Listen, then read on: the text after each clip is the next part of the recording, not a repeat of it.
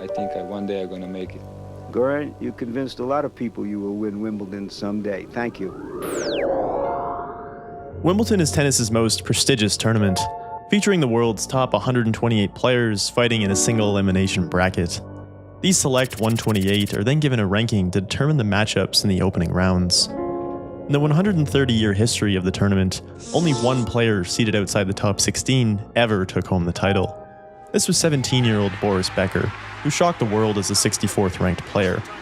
But there was one winner even more unlikely than Becker, who just scraped into Wimbledon as a wildcard, one of 8 players who didn't crack the top 100 and were instead chosen based on name and past performance, expected to spice up the earlier rounds. So how did this player, who was counted out before the first serve, become the sole anomaly who claimed victory? This is the story of Goran Ivanišević, Wimbledon's greatest underdog. You know, my journey started 41 years ago. Set match. Ivanišević. Pete Sampras is definitely is a guy who ruined my life. So how many aces will this man serve in this match?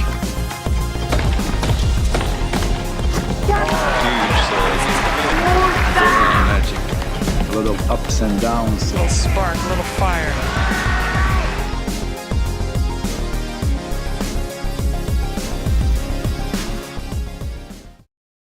In 2018, French tennis player Cédric Pioline was asked in an interview, who was the craziest player you ever faced? His response, Goran Ivanišević. You have to show the emotions. You can't keep everything inside. You're gonna break. Broken rackets are not uncommon in the world's most frustrating sport. Numerous highly ranked players have thrown temper tantrums on the court, and Ivanišević was no exception. His first time playing tennis at 7 years old, he came home with a smashed racket, a trend that would continue well into his professional career. And while he wouldn't reach Marat Safin's record of over 700 career broken rackets, he would hold an even more embarrassing record. Big players on the ATP Tour. The Croatian star proved it once again on Thursday. The 3-time Wimbledon finalist was eliminated from the Brighton Open because he ran out of rackets. Ivanišević smashed 3 rackets in his second round match against South Korea's Hyun Taek Lee and was forced to abandon it through the lack of appropriate equipment. Ivanišević remains the only player ever to forfeit a match due to a lack of suitable equipment, as put by official Gary Armstrong. Out of the records, and then I broke all the records. I have to in Brighton, and then I had to stop the match at 2-1 in the third. It's the first time in the history. You didn't know that, huh? 2-1 against I don't know who, and I just said to, and Alan Mills was the referee. He didn't know what to say. But he was also the man who once held the record for most aces at Wimbledon for nearly 2 decades, being described by other players as near unstoppable. When he was on his game, that is. Goran himself described it as having like 3 different personalities: the good, the mad, and the emergency, when he quickly needed to pull himself together in a match. This led to him becoming the most unpredictable athlete in the history of tennis. As an unknown 17-year-old, he traveled alone from his homeland of Croatia to Oceania in order to compete in the Australian Open qualifiers, in what he ironically calls the worst day of his life. Before I left, my father told me, "I've got bad news. Your sister is sick, and we have to take care of her. So you're on your own." The illness was deadly, and the treatment was expensive. So with 0 hours of sleep, Ivanišević finished in the top 8 of qualifiers and jumped straight into the Australian Open, where he would continue his unthinkable winning streak, defeating 15-seed John Fitzgerald in 4 sets in the second round, and coming back from an 0-2 deficit against Leo Laval in the 4th, finally being upended in the quarterfinals in straight sets. In an instant, Goran jumped to the 121st ranked player in the world, and in typical style took home his cash winnings stuffed in a jacket pocket, which he refused to take off the entire flight home, sweltering in his own heat and exhaustion for nearly 24 hours. On the court, Ivanišević was a serve and volleyer, who played a fast and aggressive game suited to grass courts like Wimbledon. Standing at 6'4", he dominated his opponents with a powerful left-hand serve, often reaching speeds of 145 miles per hour. Legendary grass champion Pete Sampras will be important later in our story. Once said that when Goran's serve was on, it was basically unreturnable on grass, the surface used in Wimbledon. So it was expected that if Ivanišević was to win a Grand Slam, it would be in the land of the rose. He quickly got his chance in 1990 when he was set to face defending champion Boris Becker in the semifinals. Ivanišević was coming off a 27-ace thrashing in the quarters and had all the confidence in the world. When asked by the LA Times if he was worried about Becker, he replied, "No. It's going to be difficult for him, I am sure. He's going to have a lot of trouble with me."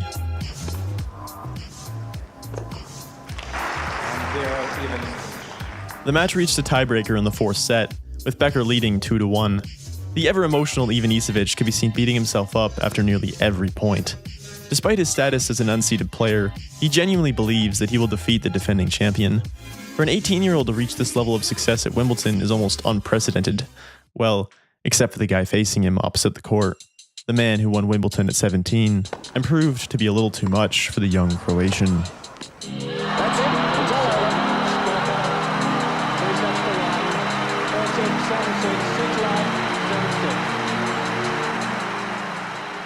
Goran, you were serving for a two-set lead. Did Wimbledon and center court make you nervous then? I was not nervous at all. Before the match I said to myself, let's go, let's win, let's try, without pressure. We're playing against defending champion. I was not nervous at all. Do you think that this match will announce to the world that you have arrived as a potential champion? It is his time off. A truly remarkable performance in very difficult conditions.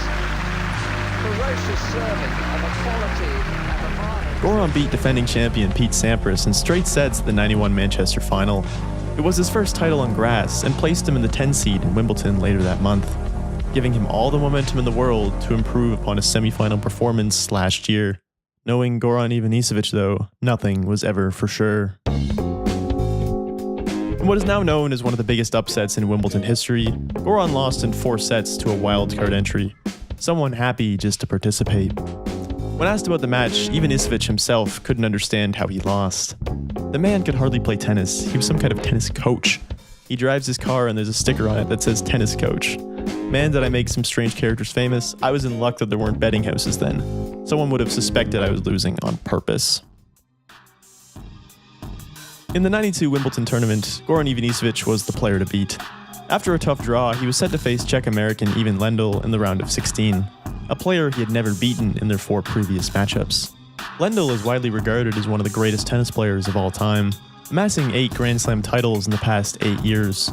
And nearing the end of his career, he had won nearly every major tournament, including the Australian Open, French Open, and US Open. The only one he had left for a career Grand Slam was Wimbledon. Unfortunately for Lendl, that title would elude him for another year. Lendl has never won at Wimbledon, and he had to retire from his match this afternoon against Goran Ivanišević. Despite being thrashed 2 sets in a row by Ivanišević, the story in the media was all about Lendl's exit, leaving Goran to quietly move along to the semifinals against the 2 seed Stefan Edberg. So now the action from that Edberg-Ivanišević match. Final set, and Edberg's trailing 3-4. He's also facing break point.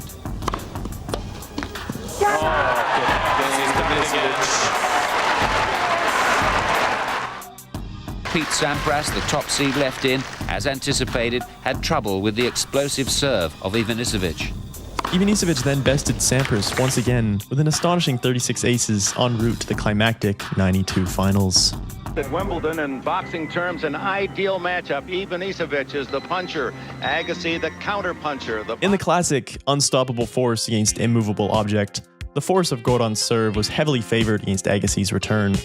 Ivanišević was 2-0 against Agassi in his career, defeating him on both clay and concrete courts. So the common consensus was that on the short grass of Wimbledon, Ivanišević's serve would have an even larger advantage against Agassi's return. It was a question of whether Goran would win in 3, 4, or 5 sets. However, coming into the 4th set, it was clear that Goran's hubris had let him down again.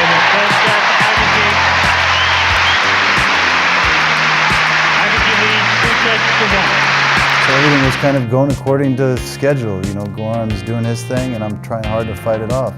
First game of the 2nd set, I get one opportunity to break serve, and I do. Battles to take the early lead in the 2nd. First game of the 3rd set, same thing.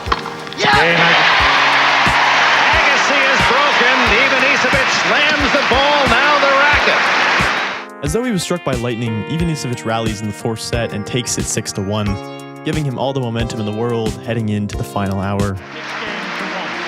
Even at 2 apiece. When that fourth set ended, I just had to put it up behind me. Love 15. His 6th double fault. Put psychological pressure on him. When he double faulted twice in a row and then missed his first serve on the next point, so he'd missed 5 consecutive serves, I literally thought he might be on the verge of just handing this match to me. Goran Ivanišević at 20, so close. Wimbledon final, and you came so close. What was the difference in this match? No, he played good. I mean, first 3 sets. When I won the first set, I was not concentrating on my serve like before. He broke me twice in the beginning of the second set, in the third set. 4-5, what happened? 2 double faults in a row. I don't know what happened. I mean, it was a little bit windy, I was a little bit nervous, and then on the 34, I missed easy volley, and that's it. I mean, Despite serving a Wimbledon record 206 aces over the entire tournament, with 37 coming in the final against Agassi, his strongest asset would let him down when it mattered the most. A trend that would continue to haunt him throughout his career. In professional sports, it's rather uncanny how many times an athlete or a team's greatest strength serves as their downfall. In 1998, American football player Gary Anderson would do what no other kicker has done before and achieve a perfect season, making all 94 of his attempted kicks in the regular season. In that year's NFC Championship game, Anderson's Vikings were on the verge of making the Super Bowl. Up 7 with only 2 minutes left, all Anderson had to do was kick a 38-yard field goal to put the game out of reach. Anderson hasn't missed in 2 years.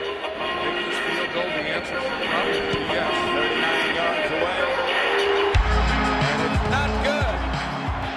The Vikings would go on to lose 30-27 and become the first team in NFL history to miss the Super Bowl after a 15-1 record. Despite holding the only perfect season in NFL history, Gary Anderson is only remembered as the guy who couldn't get it done when it mattered the most, a fate that Goran Ivanišević was beginning to share. A moment of silence was observed for Drazen Petrovic. The Nets star was killed on Monday evening in a car accident in Germany. Petrovic was a native of Croatia. Tragedy had struck Goran's life just 2 weeks before the '93 Wimbledon. And despite claiming he would fight harder than ever for his friend, his heart clearly just wasn't in it. Losing in the third round to Todd Martin after embarrassing 6-0 defeat in the 5th set, it was as though he had just given up on the match. Ivanišević would return to the Wimbledon finals in 1994, which many would argue is the prime of his career. He was seeded 4th, but would reach the number 2 in the world soon after the tournament. He took his identity as a moody and streaky player and ran with it, demolishing his competition in the opening rounds of the tournament. In fact, up until the finals, Goran had only lost a single set. He was near unbeatable. But there was another man on the other side of the bracket, considered even more unbeatable than Ivanišević, his old friend and rival, Pete Sampras. Since their match in the Manchester final, Goran held a 3-2 record against Sampras, including his 36-ace victory back in the semis of '92. But things were different now. Sampras was the number 1 ranked player in the world, having won Wimbledon, the US Open, and Australian Open within the past year.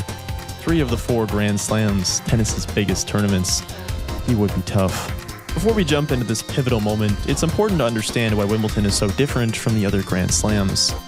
Tennis is unique in the fact that different events are played on 4 main types of surfaces: hard, clay, carpet, and grass, though carpet has been primarily ruled out in the past few years. The French Open uses soft clay courts, dramatically slowing the speed of the ball. Strong defensive players thrive in this format, being able to handle the stronger serves of players like Ivanišević and Sampras with relative ease. The US and Australian Opens are played on hard concrete, the material you're likely to find at your local tennis courts. This is considered an all-around surface, meaning that everyone is playing on similar footing. And finally, Wimbledon uses grass courts, shortcut grass on tightly packed soil. On this material, the ball moves the fastest and bounces the lowest, giving a huge advantage to powerful servers like Sampras and Ivanišević, leading to more aces, shorter rallies, and shorter games. With that in mind, the '94 final would be one of the shortest matches in Wimbledon history, and would ultimately change the game forever. Center court, Wimbledon. Wimbledon, another unusually warm day, temperature well over 100 degrees in the sun. The day of the match was unusually hot for an English July, with the temperature rising well above 30 degrees Celsius, adding a unique twist on tennis's usually most stable condition, the ball. When heated up to extreme temperatures, the gas inside begins to expand, heightening the pressure inside the ball and causing it to bounce higher. So the match began, and something strange started to unfold. The highly touted Wimbledon finals had turned into a serving practice on a Sunday afternoon. Neither player would earn a single break until the third set, in which Ivanišević crumbled like the sand. Sampras had taken the first two sets 7-6 after a couple tiebreakers, and the mighty Croatian simply lost his will to fight.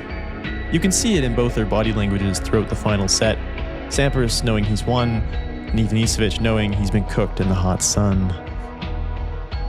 The game itself was seen as boring, and media outlets pushed the message that this was not the tennis the public wanted to see. So before the following year, Wimbledon officials introduced a slower ball, intended to weaken the strength of the serve. The goal was to make the tournament more attractive to the audience and increase the amount of longer rallies. And while this is touted to have been effective, looking back over the old footage on YouTube, the crowd seems very engaged and excited to watch some of the most powerful serves ever seen from Sampras and Ivanišević.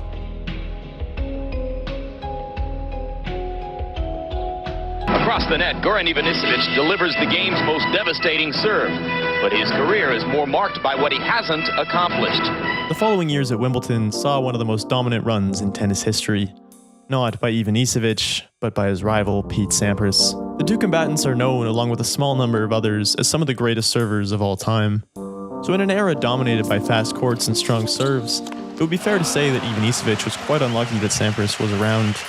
If not, it may have been him standing on the podium with all the glory. Second-place athletes are not so uncommon in the world of individual sports. People who would otherwise be the best if not for another worldly talent in front of them. One of the more famous examples is American swimmer Shirley Babashoff, who is currently tied for the record for the most Olympic silver medals with 6.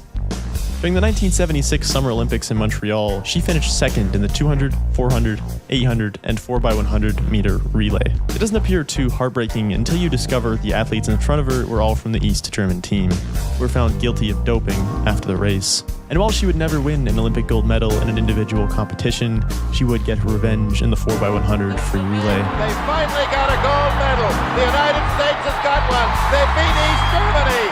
You think Babashoff isn't happy, and Canada gets them. Though Sampras obviously never engaged in doping, he was still responsible for many of Ivanišević's grueling defeats. They'll play one set for the men's final. One set take all. How do you see it now? Who would you pick right now? Well, I'm going to take Pete. I'm going to stick with my original pick. But Goran has shown some flashes of brilliance, and he's played with more mental toughness than I've seen in the past. So Pete's got his work cut out for him, but I just feel on this occasion he's going to come through in the end. Ivanišević with a reputation that he'll eventually find a game that he'll beat himself. But this could really turn his whole career around. If you were to win this 5th set here against Pete Sampras, go on and win Wimbledon, that tag of being mentally weak would be gone. So the man who led Pete Sampras, Goran Ivanišević. Even after all of these defeats, Goran remained confident ahead of their 17th career matchup in the '98 Wimbledon finals. That was the first time in my life I played Sampras believing that he couldn't beat me. Despite being just 26 years of age, Ivanišević's career had begun a slow decline due to a history of strange injuries, and this marked one of his final opportunities to get over the hump of Pete Sampras and take home that illustrious Wimbledon title.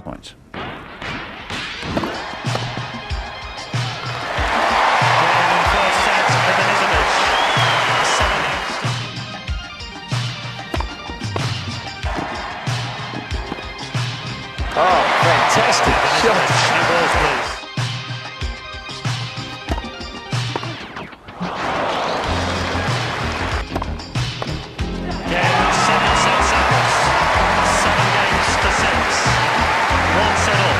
Guessed right. 3 set points. Game in 3rd set, Sampras. 6 games to 4. New balls, please. That's it. 4th set, 6 games to 3. 2 sets all. Going into the 5th and final set, everyone could feel the pressure on Goran Ivanišević. A player who notoriously folded when it mattered the most, who lacked discipline and got in his own head, who could never win the big game and always seemed to fall apart in the final set against Sampras. And well, championship points.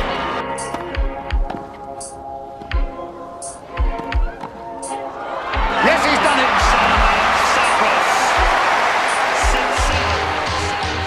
And for Goran Ivanišević, he joins Fred Stolle as a man who reached the final here 3 times and failed 3 times.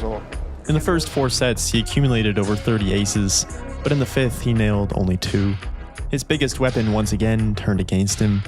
For a player to feel this level of confidence heading into what he believes may be the final opportunity of his career, just to lose against the same man, in the same way, because of his inability to close out a match, is soul-crushing. Especially for a man like Ivanišević, who's so hard on himself and often lets his emotions get the best of him. The following 3 years could only be described as a living nightmare, with Goran's injuries taking over his God-given gift to play tennis. It wasn't only traditional knee or shoulder injuries as well, with far more wacky and stranger wounds taking him out. Ivanišević himself put it best, saying, "I think I had more self-inflicted injuries in my career than anyone else. I think I could even write a book about it, how to get injured in a way that no one else can." In that same year, he and Mark Philippoussis simultaneously attempted to hit the ball with their head, causing a bloody collision that felt like a Japanese bullet train had hit me. A few years later, he stepped on a seashell out of Miami Beach and cut himself so badly it got infected, missing 11 weeks directly before that year's Wimbledon. It could only happen to me, you know? It's a 10-kilometer beach, 1 shell probably, and I found it. It took him a surgery and 2.5 months before he could even walk. But perhaps the biggest injury that was inhibiting his career was his left shoulder, the joint responsible for his record-breaking serves. After the '98 Wimbledon, his shoulder began to hurt more and more, often causing excruciating pain when playing in matches. Goran knew this, but kept on playing anyways. He needed that serve. It was the only way he knew how to win, and without it, he was a mere ghost of his former self. In 1999, his world ranking dropped from 12 to 62. Unable to make it past the 4th round in any singles tournaments that year, forced to watch his now one-sided rivalry with Pete Sampras take home yet another Wimbledon title. The following year would be even worse, featuring his infamous temper tantrum in the first round of the Samsung Open, destroying all 3 of his rackets and defaulting a victory to his confused opponent, Jung Taek Lee of South Korea. "At least when I finish playing tennis, they'll remember me for something," Ivanišević said. "They'll say, there's that guy who never won Wimbledon, but smashed all his rackets." However horrible this may sound, Goran's rock bottom would extend just a little bit further into the Australian Open, the tournament where it all began. In just a year and a half after facing Sampras in the Wimbledon finals, Ivanišević had regressed so poorly he was forced to play in a qualifier, the same tournament he competed in as a 17-year-old in 1988. Needless to say, this time it didn't go quite as smoothly. We're reaching the point where Goran's matches were no longer being televised, and he was playing outside of the main complex. All we can go off here is his passionate retelling of the events. "I had no idea where the court was. I was looking for it and I was going crazy. It was 800 degrees outside and I couldn't find the court I was meant to be playing on, and I was thinking, bloody hell, is it possible that I've reduced myself to this? Let alone I was playing back a qualifier. Now I couldn't find the court. I hadn't even heard that this court even existed. I thought it was outside the complex, that they sent me to play in the car park. In the end, I finally made it to the court, furious at myself, at the entire world, and lost that match royally." The player he lost to was Peter Luxa, a man who would never even win a match in a Grand Slam, and who had a career high ranking of 150. This was Goran Ivanišević's rock bottom.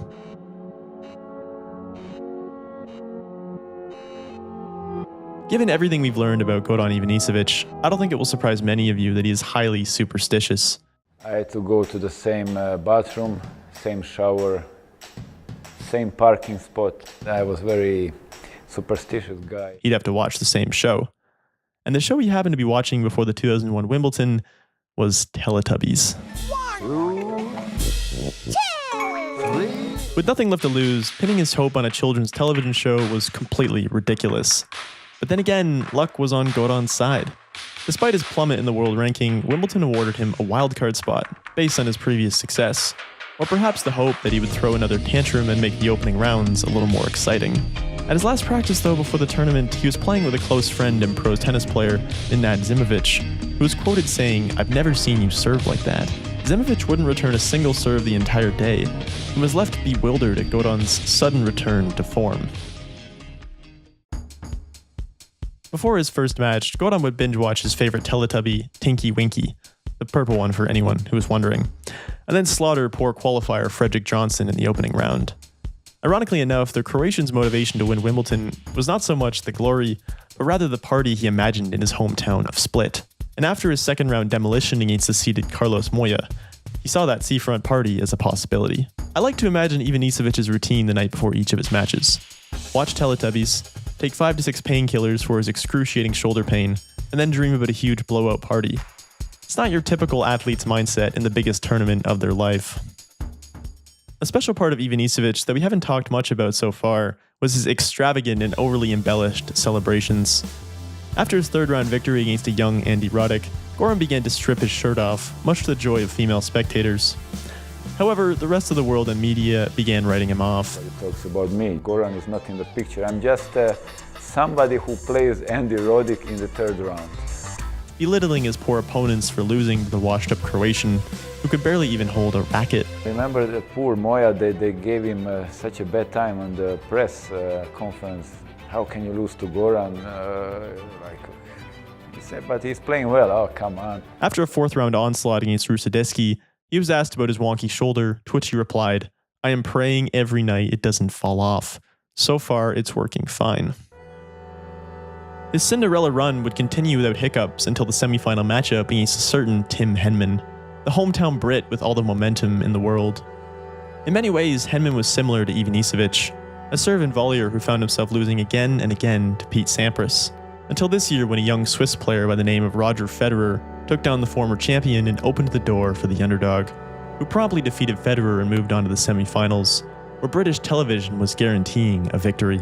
Nobody talked about me in the semi-finals. It was Agassi, Rafter, Henman, and somebody who is named Goran. And Henman first time playing somebody else that is not Sampras in the semi-finals, so he was already in the final.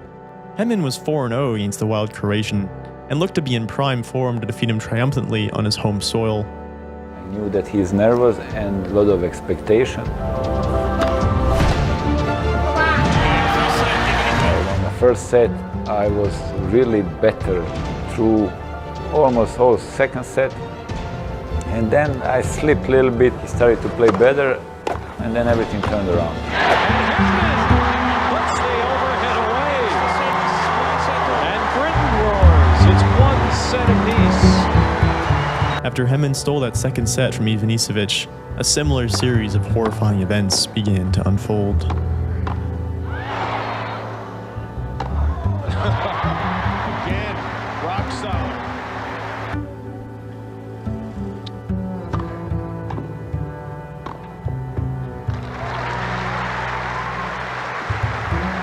Strong service game here, just settle down. How's that for a shot?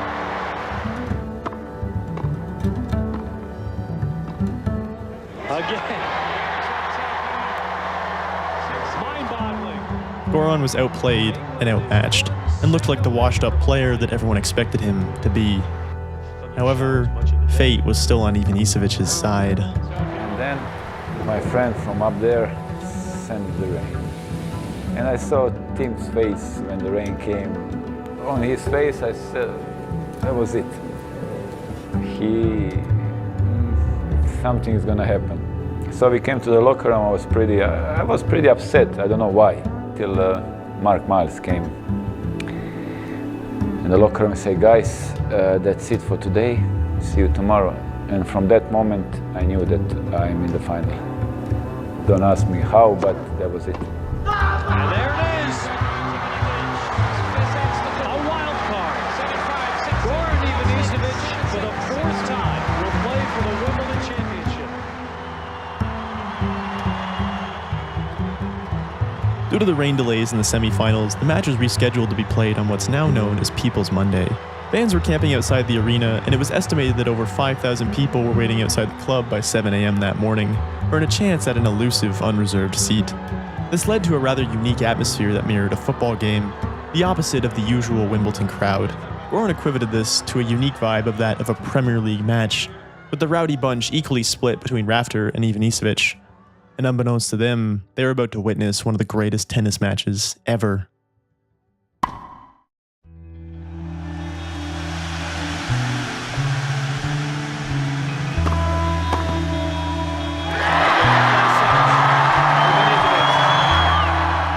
Ivanišević would dominate set number 1, his serve looking more unstoppable than ever. He would set the record for the most aces at Wimbledon with 213, beating his own record of 206 back in '92. At multiple points, the crowd got so loud that the announcer had to quiet them down for the game to continue. Rafter has not played a big server at all in this championships.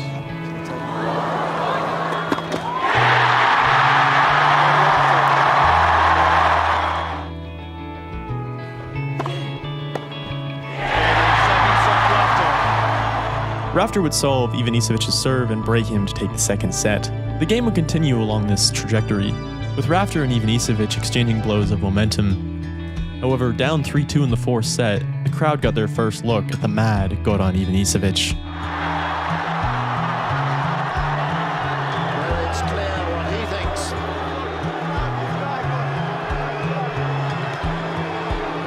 And as entertaining as this outburst was, it rattled him for the rest of the set. And for a second, it looked as though he was falling down the same spiral that consumed him in all of his past finals.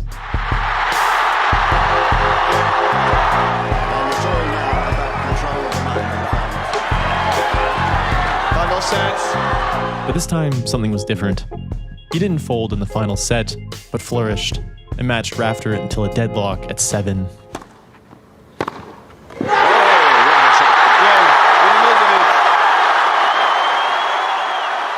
First time ever I'm serving for the Wimbledon.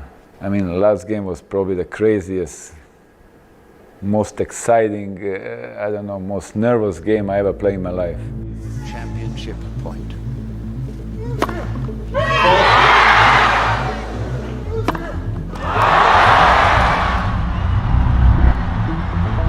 And put psychological pressure on him.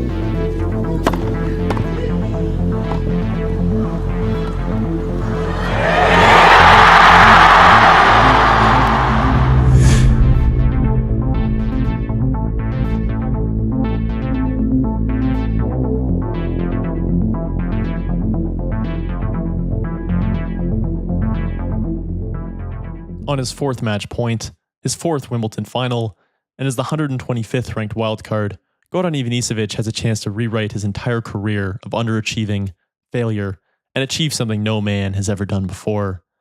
This is the climax of the tale of Wimbledon's greatest underdog. Ivanišević. 3 sets to 2. 6-3, 3-6, 6-3, 2-6, 9-7.